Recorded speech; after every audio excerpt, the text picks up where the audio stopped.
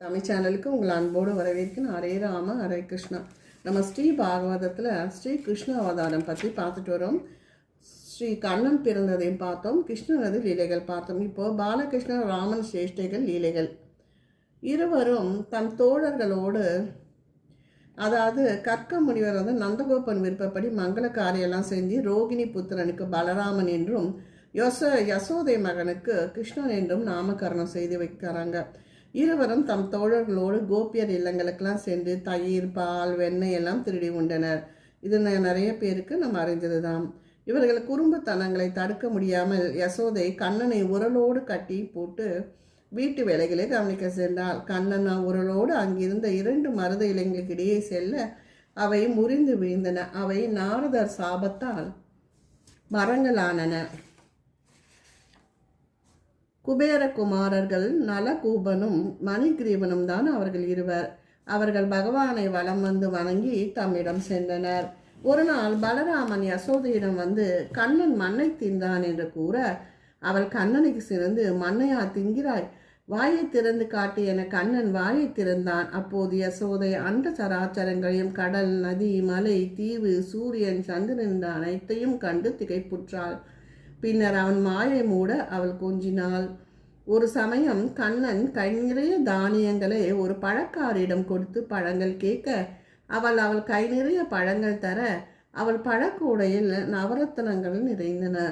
ஒரு நாள் வயது முதிர்ந்த உபநந்தர் என்பவர் கோகுலத்தின் ஆபத்துகள் தோன்றுகின்றன, எனவே வேறிடம் செல்லலாம் என்று கூற எல்லோரும் பசுக்களும் ஆயர்குல மக்களும் வசிக்க தகுதியான இடமான பிருந்தாவனம் சேர்ந்தனர். சில நாட்கள் செல்ல கண்ணன் தோழர்களோடு கன்றுகளையும் வைத்து வரலானான். ஒரு நாள் கம்சனால் ஏவப்பட்ட வத்சாசுரன் என்னும் அரக்கன் மாயக்கன்றாகி கன்றுகளோடு திரிந்தான். இதை அறிந்த கிருஷ்ணன் அக்கன்றின் பின்கால்களை பற்றி தூக்கி அருகில் இருக்க விலாமரத்தில் மோதிட அசுரன் உயிரிழந்தான்.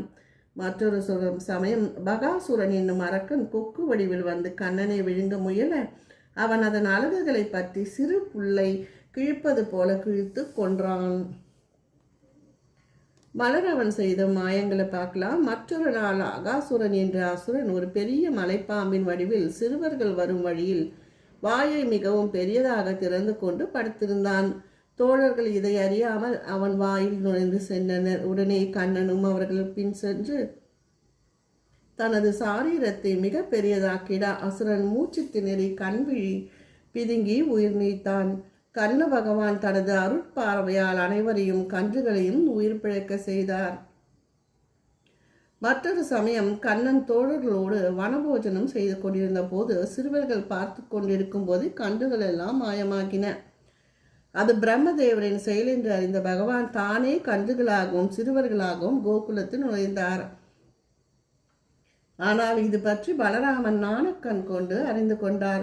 பிரம்மதேவர் இது எவ்வாறு சாத்தியம் என்று பார்க்க கிருஷ்ணன் குழலூதி சிறுவர்களாகவும் கன்றுகளாகவும் காட்சியளிக்க பிரம்மதேவன் கிருஷ்ணனின் சரண கமலங்களை தலைவணங்கி பலவகையாக துதி செய்து கிருஷ்ணனை வலம் வந்து தன் இருப்பிடம் சென்றார்.